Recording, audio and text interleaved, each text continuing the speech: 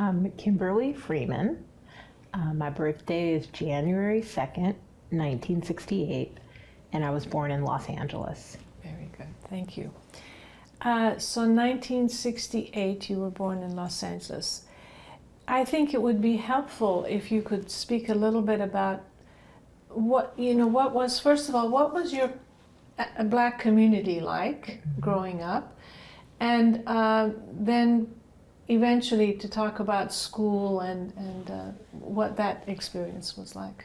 Sure. Well, I think to be born in 1968, first and foremost, is really special in terms of African American history. I was born just 4 months shy of when Martin Luther King would be assassinated, and while I was not old enough to remember that incident, my mother often talks about what she was doing that day, what my siblings were doing, because I have older siblings, and she remembers not being able to comb, my sister's hair, and just feeling really terrible after seeing that on television. So I'd say growing up in Los Angeles and growing up in the community I grew up in, it was just very warm, and there were a lot of working class Black families that, we got together on the weekends. My parents liked to have friends over for, we played a lot of Pekino. I don't know if you know that game, but we played a lot of Pekino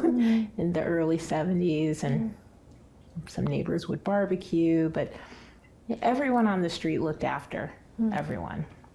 And I remember there was a single mom who had 3 daughters, and my mom embraced her kids, and everybody just flowed back and forth from each other's homes, and so it was, to me, like the perfect childhood. And can you tell us where your parents and maybe their parents, can you talk about how they came to end up in California? Sure. So my family originated in the Deep South. My mother and father are both from Alabama, and their parents were from Central Alabama. And so when my parents met, they met in the eastern part of the state.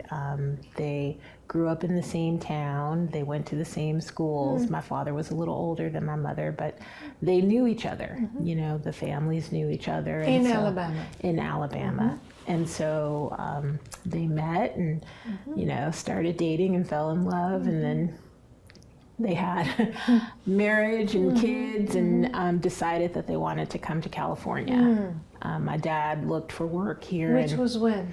In 1965, my dad came. Oh, okay. Yeah, so my father came first because that was kind of customary to go and prepare, and he was a carpenter, so he was looking for work out west because there was a lot of building going on here in California. And so once he established a home, my mother came on the train with the 4 siblings that were in the family at that time, and then later my brother and I would be born. And was your mother working? She was not. She was a stay-at-home mom at that point.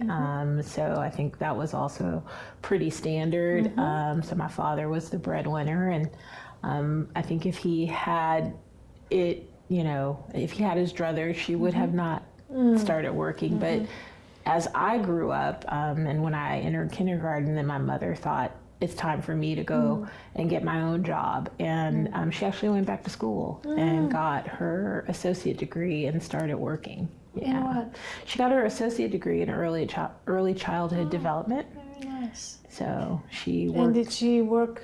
She worked in the LA school system. Wonderful. Yeah, she did. She retired. She worked in state pre-K, so she had preschool class. So what was it like growing up? You're living in a predominantly Black neighborhood? Yes. Okay. And what was it like to interface with the rest of the community? It was, like I said, I felt pretty lucky as a child. we were, I guess, part of the school's experiment with voluntary busing. So while I didn't go to the neighborhood school, my siblings and I were bused to the west side. So I actually came to school in this area that we're in now. And you lived where? I lived in Mid-City. So roughly near the La Brea Tar Pits, Okay, you know, okay, yes. really in the center Right. of Los Angeles. And so at that time, there were a lot of Black children that were being bused to school or areas of the school district that were predominantly white. The Valley, here on the west side. And so my mom decided that we were going to go to school here on the west side. And so most of the schools that I went to, I mean, but for the fact that, you know, we were bused there, they would have been all white. But I met a lot of Black kids on the bus and became friends with my friends that I rode the bus with, and then became friends with the kids in the neighborhood. How long of a bus trip was it? It felt like forever, but it was probably about a half an hour. Okay. So, you know, every morning I would get up. Well, in elementary school, they had to actually make a bus stop for me because the school that I went to was not, I guess it didn't have kids from my neighborhood, but my mom kind of insisted that they make a stop. So, and my dad would walk me to the bus stop every morning. So we'd have our father-daughter time, and I, you know, would wait and then jump on the bus, and he would wave goodbye. And so then in junior high school, I had to get on the bus and get on the freeway, which was an experience because, you know, it was a longer distance. We had more bus stops. To where? Here, Emerson Junior High School, right here around the corner. But it would be on the freeway. We'd stop at different, you know, bus stops along the way in the neighborhood, and then jump on the 10 freeway to come out over. this way, Yeah. But that was really important for your mother to insist that a bus come by. Was that an easy thing to do? Well, my mom, if you've met her, she's a fearless person. And I think her own experiences growing up in the South informed how she wanted us to grow up and what kind of experiences she wanted us to have educationally. So the fact that she wanted us to go to these, you know, schools that had more resources, where we could flourish academically because we were all you know, testing gifted, and we were doing very well in school. That was just her strategically saying, I want to put my kids in the best position that I can. And if that meant advocating for a bus stop, she was going to do that. Yeah. Wonderful. Yeah, it's interesting to think about her own experience, right? And then to come to California, and then her own children's experiences, yeah. So were your siblings with you when you were being bused, or no, you're not close enough? Only at the beginning. We're close in age, but only in the early part of elementary school, because one of the things that busing did was, I guess it created a lot of distortions in terms of, like, at one point my brother, who is a year older than me, got bused to one school and I got bused to another because they were in something called a triad. And so 6th graders went to one school and 5th graders went to another, and 4th graders, you know, so I think they were experimenting with a lot of different models, and we were the, you know, the people that they experimented on. So. How many Black people were in your school? Gosh. Was it a lot? I would say fewer in high school, because I went to Beverly Hills High, which was less integrated. But it felt like a lot in my junior high school, maybe 20%. Okay, so it wasn't, okay. Beverly Hills High School, what was that like? I don't know. At that point, I had been so used to going to schools on the west side, and, you know, I didn't really see it as anything special.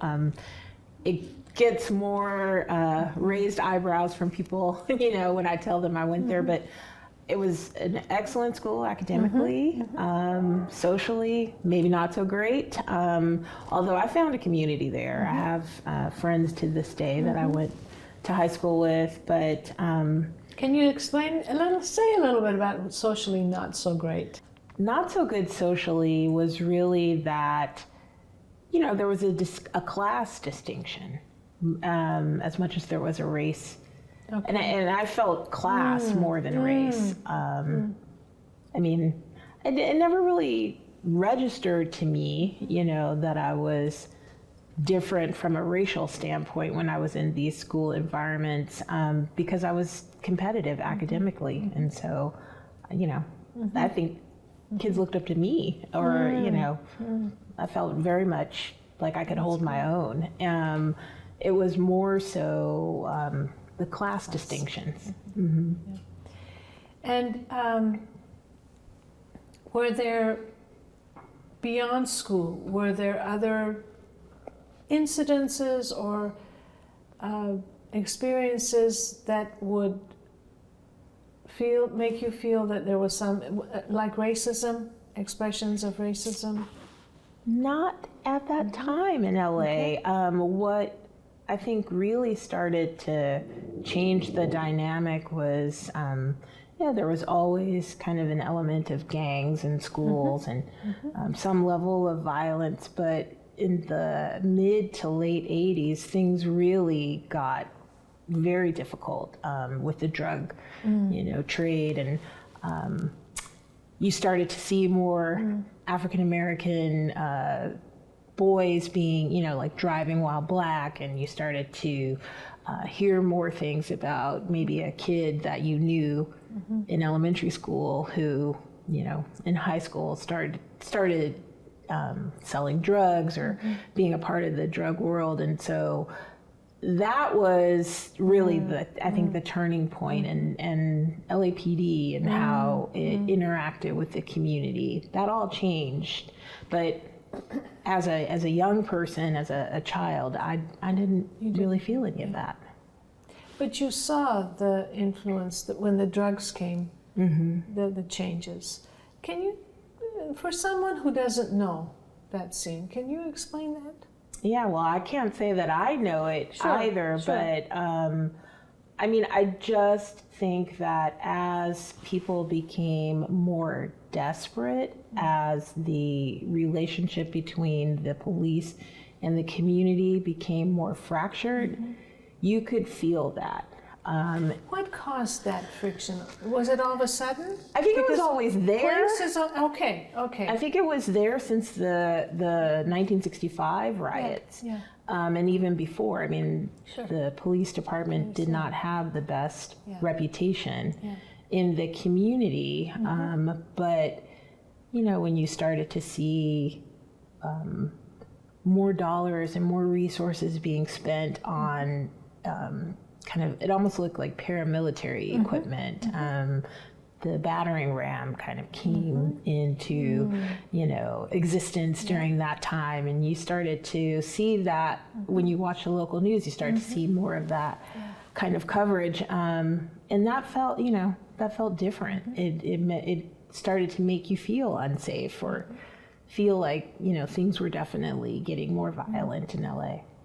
And did you, in your immediate neighborhood, were there problems with the police? No, and actually I went away to college, so when I went away to college, I was not exposed to what was going on here in LA as much, unless I came home during the holidays. But what I know is that, by 1992, when I had come back, things had really changed. And 1992 was when we had the civil unrest. That was the Rodney After King? Rodney King, yeah. Where there was, Yeah, I lived in Santa Monica then, and it was really quite something.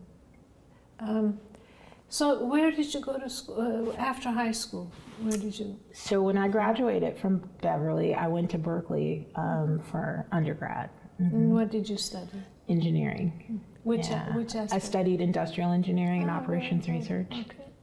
And then you went on And then I came back home and I was working, and I started working for the local utility. I was here for, well, I mean, I've been here ever since I graduated, but then I decided I wanted to go to graduate school, and so then I got a master's in public policy at USC. Nice. And then what did you do after your master's? I still worked for the utility, but I took an assignment up in the Bay Area, and so I was working for an LA-based company, well, actually a San Diego-based company, but I had an office in San Francisco, so that was Very cool. nice, Yeah. of course. And in all of this time, you felt, did you feel like you had to work twice as hard, any of that stuff? I mean, as a woman, I sometimes have felt like that in my career, but I just wondered, did you feel any of that? Oh, absolutely. I mean, I felt, I guess, in the kind of K-12 system that, you know, I didn't have to. I was always competitive, but then when you got to college and you started to feel more of the imposter syndrome, or, you know, dealing with people having opinions about a firm. Explain imposter syndrome. Well, I was an engineering major.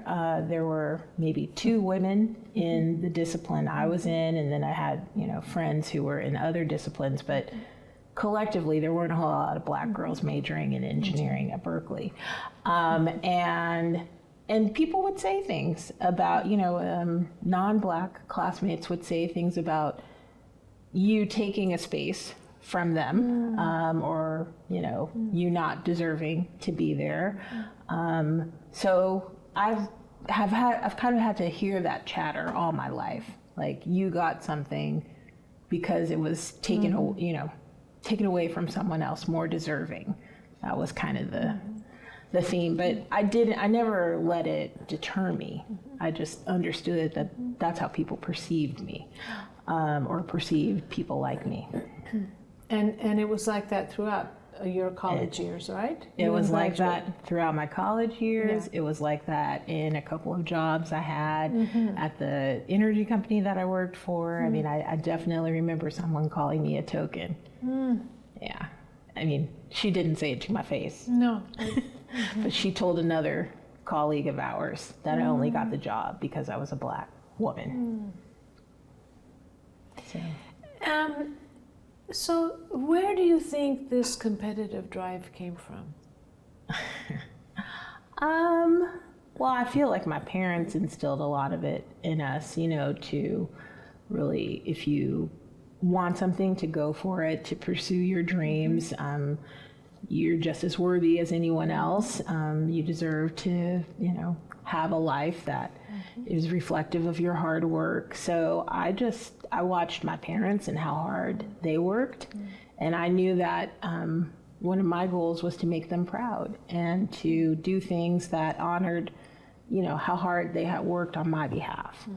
So going to college was a big deal, and earning a degree and then being able to go into the workforce, have a job where I could support myself. Those were all things that really mattered in my family. And I just tried to follow that path.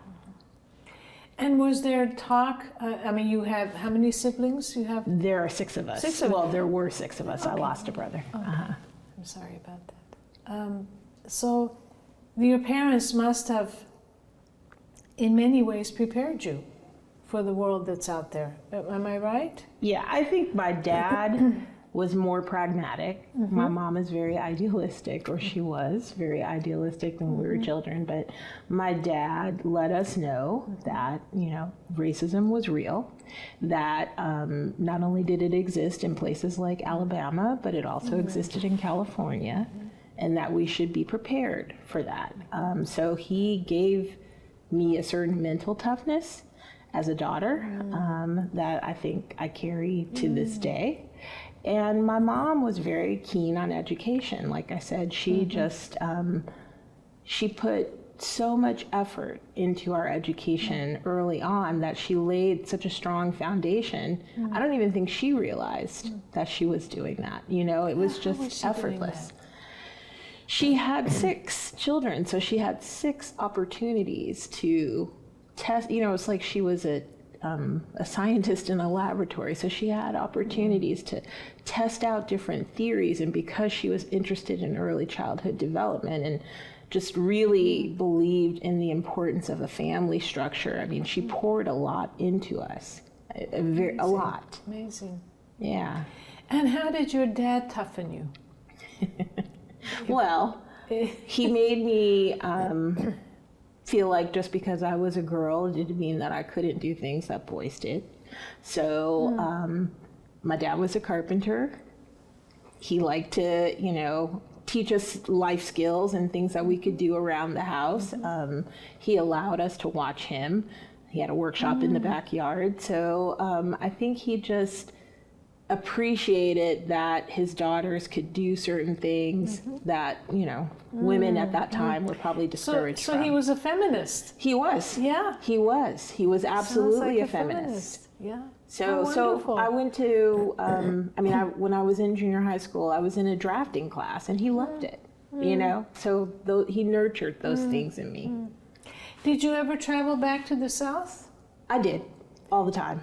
as a family? Yes. And what was that like? How did you prepare for that trip? Well, I think we were talking earlier about nature, and my father was an avid camper, and he liked reading different magazines about the outdoors. So every trip he would prepare us to camp all the way from California to Alabama. And that was fun because we were young and energetic, and our parents allowed us to fish and ride bikes and ride skateboards and, you know, just get all that energy out. And my dad, you know, he wanted us to see national parks. He wanted us to appreciate geography. So he loved to drive. I love to drive. Yeah, he really wanted to expose his children to as much as he could.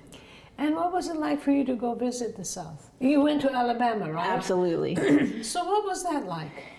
Well, my cousins always made fun of the way I talked.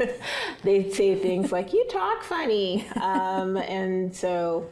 Because you don't have the same accent, right? I didn't have the same accent, but I thought, well, actually, I might say you talk funny, Right. but I'm being polite. It goes both But yeah, ways. there was definitely that.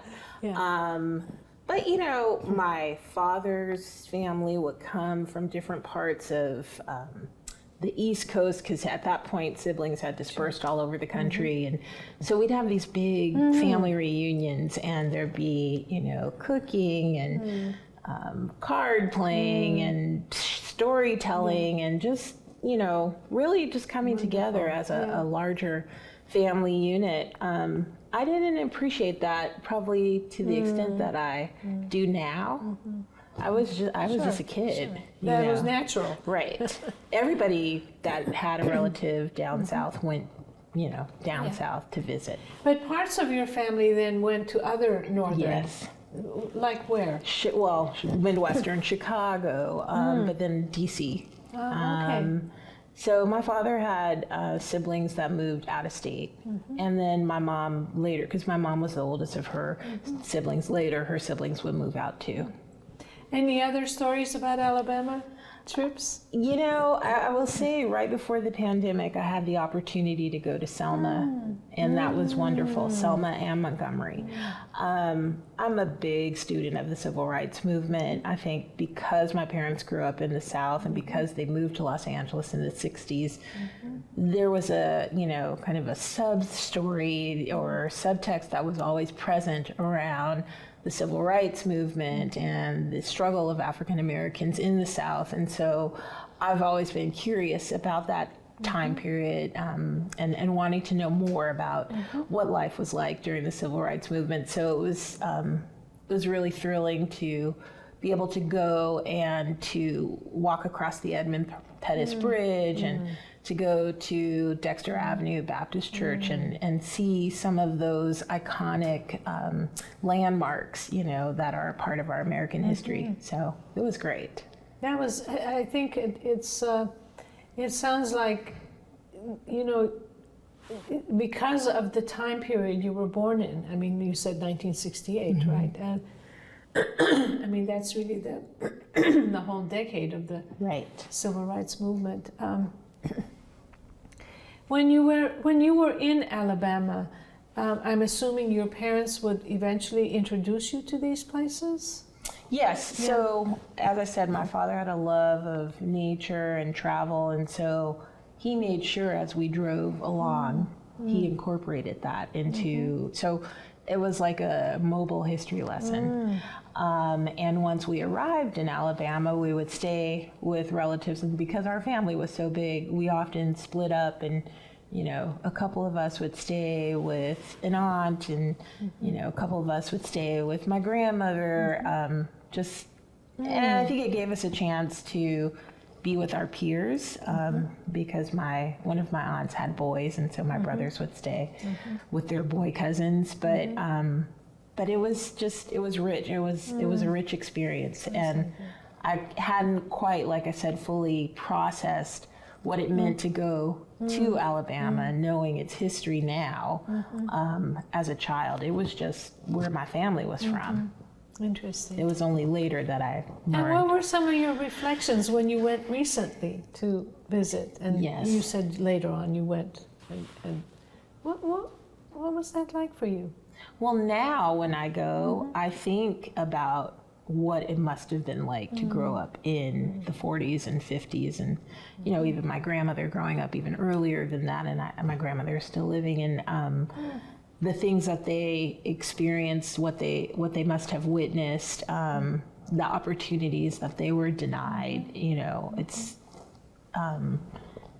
not easy to think about that, but it's definitely something that even when you're driving on the roads, you know, you think about all the history that those roads contain. And has your grandmother talked much about those experiences? Not really. I mean, she does share, you know, and she's much older now, so she doesn't probably share as much as when we were in our prime, or when she was in her prime. But I think that the biggest lessons I get from all of my relatives is really focus on the family and focus on the relationships with the people you love the most. The other stuff seemed incidental, but it didn't seem like it defined their existence. Well, that's the most, I'm assuming that's the most important aspect of surviving the kind of environments that they lived in.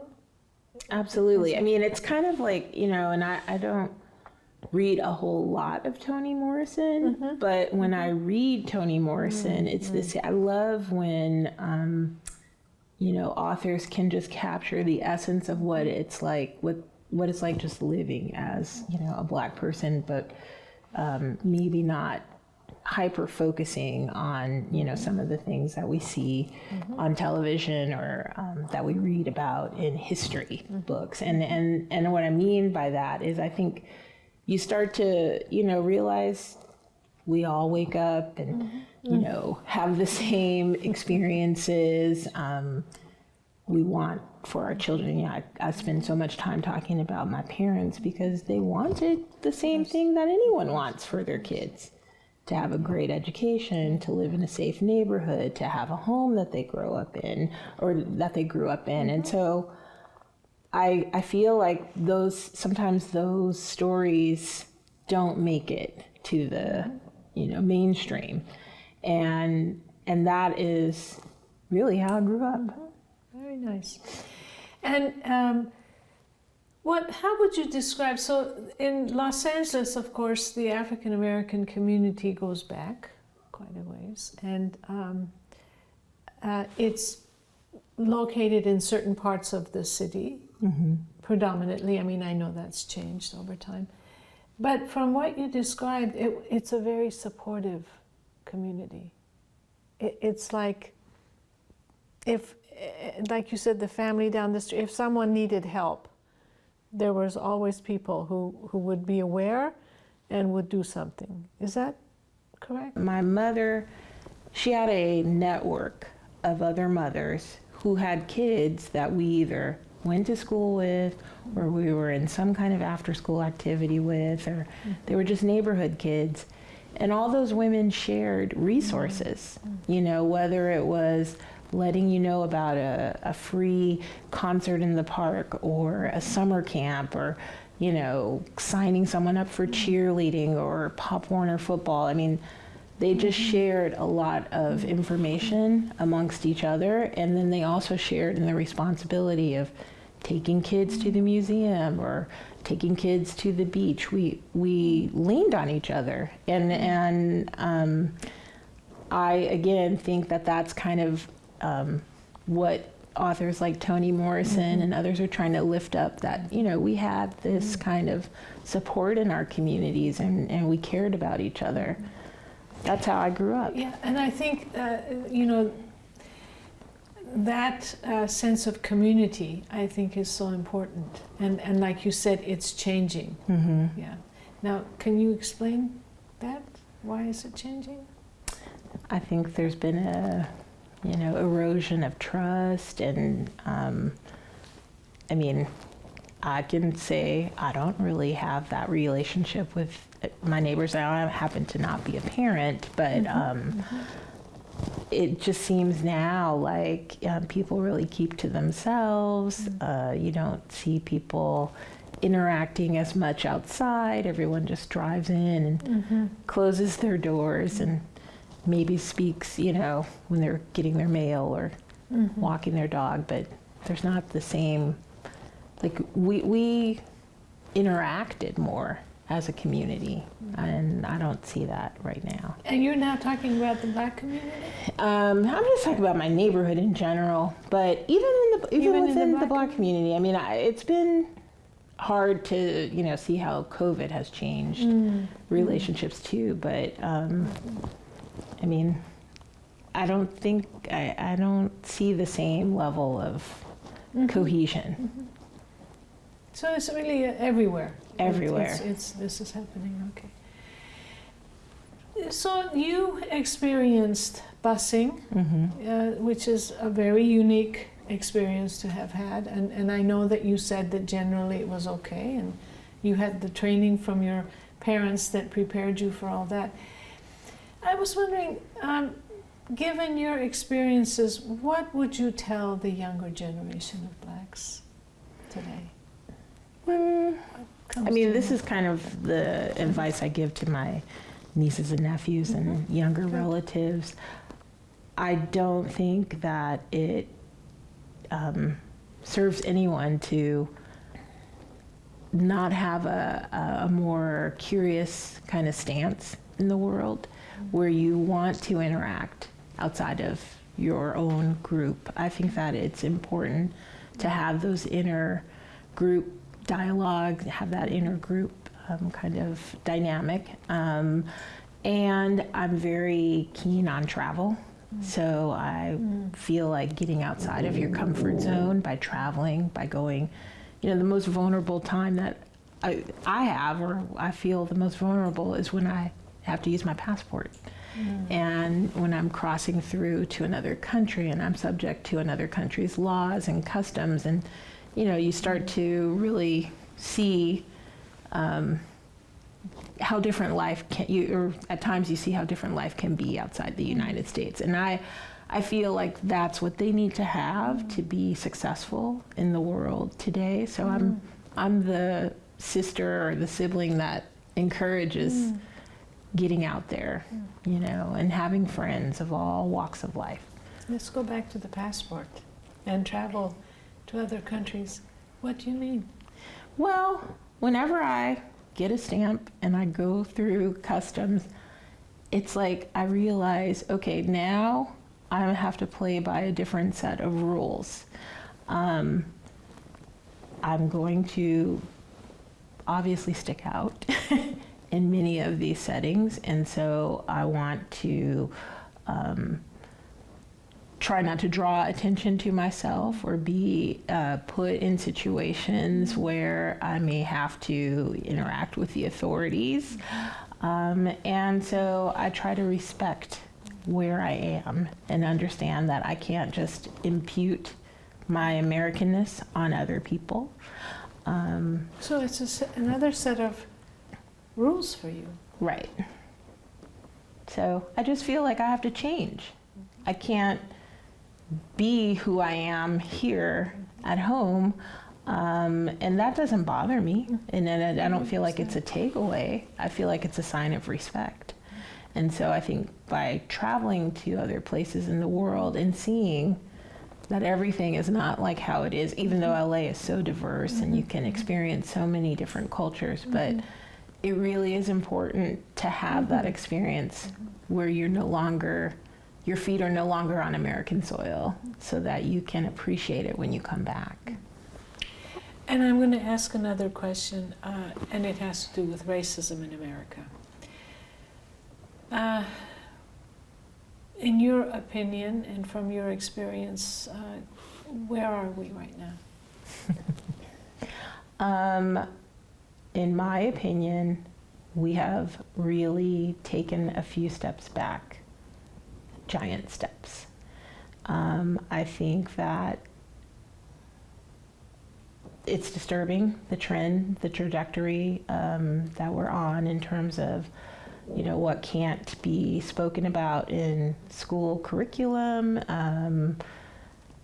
just the general denial that certain things have happened. It's scary because I do think we need to be more transparent, have more conversation. I feel like that is the solution, is to be more inclusive and to try to understand multiple perspectives, and how can you understand those if you deny the existence of certain things that have happened in our history. So I am concerned with where we're headed.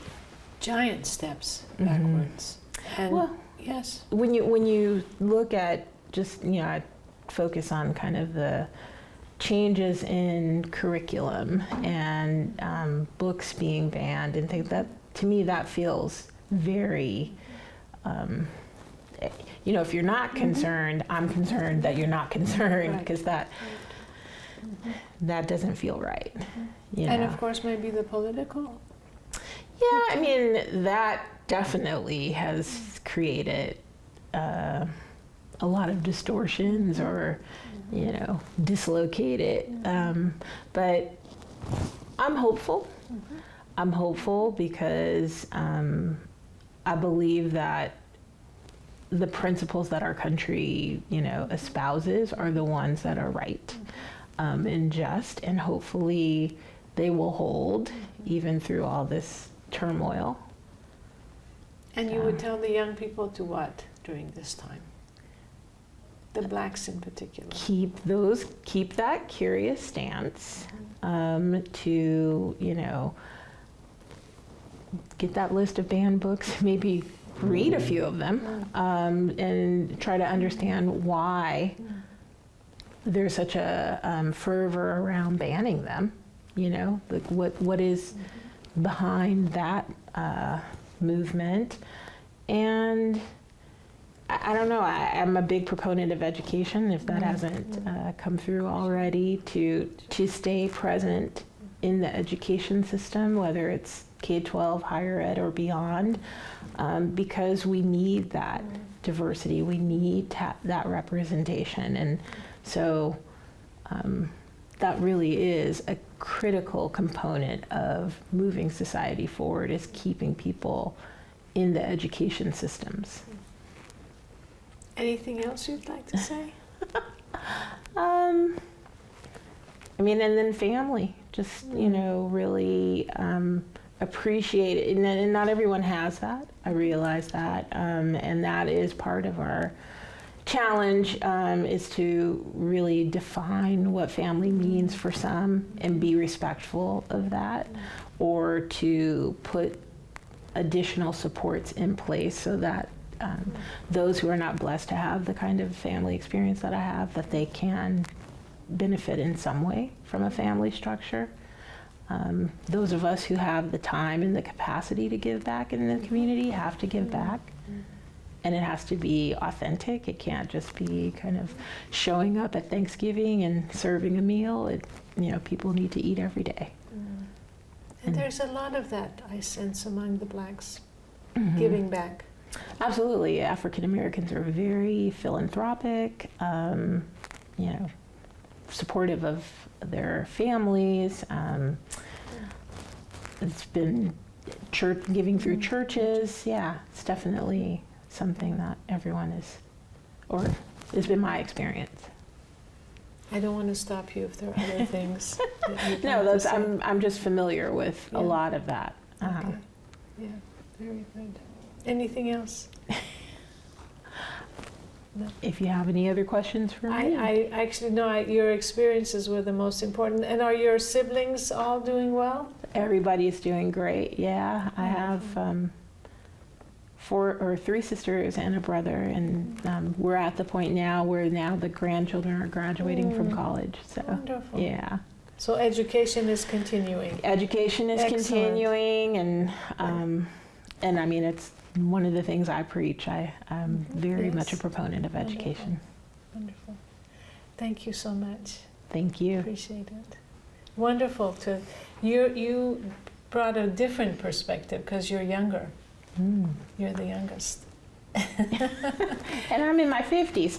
Well, but you know, because you know 68 is when you're born, Right. So it's really beginning that whole after period of the Right. civil rights bill was passed and all that. Not that it made things easier. I'm not suggesting that, but it was. It's a different experience. Most people that I've interviewed, you know, well, the ones in D.C. said I never saw a white person until I was, you know, maybe in junior high school or something. Right. You know, so I think that's the interesting difference. But it's very helpful to hear your perspective. Yeah, I'm definitely a beneficiary of all that those generations, you know, had to suffer through. So I recognize that. But it wasn't all that easy for you either. No, it wasn't. It wasn't that it was easy, but I definitely had more doors Of that course. were open Yeah. to me, more opportunities. And then, so when I think about younger generations now, it seems like those doors are being closed. That's true. And what I would say is be careful, because you're taking things for granted that may not be there for you. I mean, affirmative action has been under assault for 20 years, Yeah. you know. Yeah. And now with what I was saying with the banning of the books and, you know, what's going on in the K-12, I just would have never thought that we would be at this place, I agree. you know. So stay in that curious stance, keep your eyes open, you know, and pay attention to what's going on. Be participatory in the political process, you know. When you become eligible to vote, vote, but even before then, just understand how policy is made, what goes on. So